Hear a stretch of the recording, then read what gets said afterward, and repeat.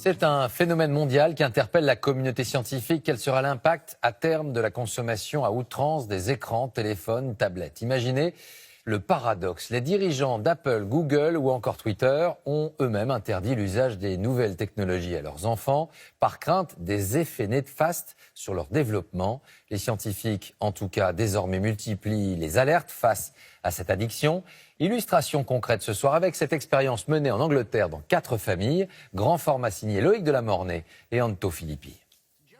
L'expérience a été menée dans 4 familles parfaitement banales des temps modernes, c'est-à-dire où des enfants ont les yeux rivés sur leur tablette.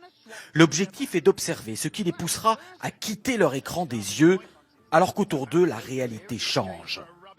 Les parents sont complices de l'expérience.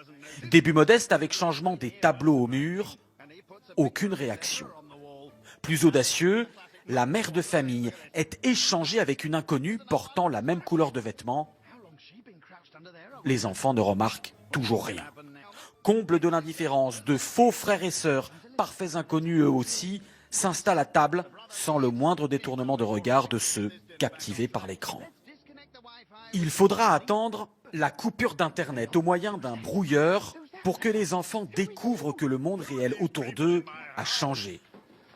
Cette expérience, menée par une marque alimentaire pour promouvoir les repas en famille, a été réalisée sur un ton léger. Mais sa démonstration est extrêmement préoccupante pour cette spécialiste des addictions. Plus les enfants passent du temps devant les écrans, moins ils regardent directement les autres dans les yeux. Et sans regard direct, on ne lit plus les codes sociaux, donc ils n'apprennent plus à vivre en société. Il y a donc des effets directs sur le cerveau et l'apprentissage, similaires à ce qu'on observe avec n'importe quelle substance addictive, y compris les drogues. Une vraie drogue, le mot est lancé.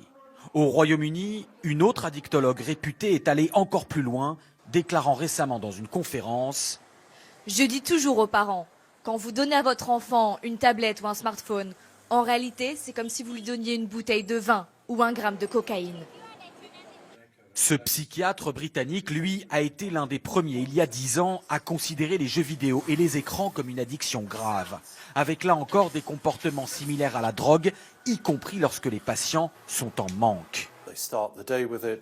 Ils s'y consacrent dès le réveil, repoussent leur toilette, ne prennent pas leur douche ou leur petit déjeuner pour être tout de suite sur les réseaux sociaux. J'ai eu des patients à la clinique qui, privés de leurs écrans, devenaient suicidaires, devenaient violents.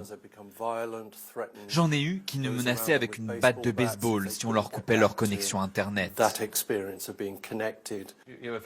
Sans atteindre une telle extrémité, la famille Cook subit cette dépendance aux écrans. Le fils sur son smartphone, la fille sur sa tablette, et des parents qui se sentent dépassés. Quand je vois les réactions de mon fils, si on lui enlève son portable, c'est une addiction. On va peut-être devoir faire une intervention. Je plaisante pas, c'est comme un drogué. L'intervention, cela peut être ceci, un sevrage, qui utilise là encore les mêmes techniques que pour les addictions à la drogue.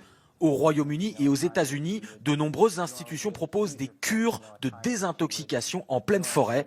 Ce jeune homme est là depuis plusieurs semaines et semble littéralement renaître. Je commence enfin à me dire, va dehors, il y a un monde entier à voir et à explorer. Et quand tu ne fais que fixer ton écran, c'est vraiment malsain. Des cures loin du monde technologique. Dans ce centre, il n'y a qu'un seul téléphone du siècle dernier.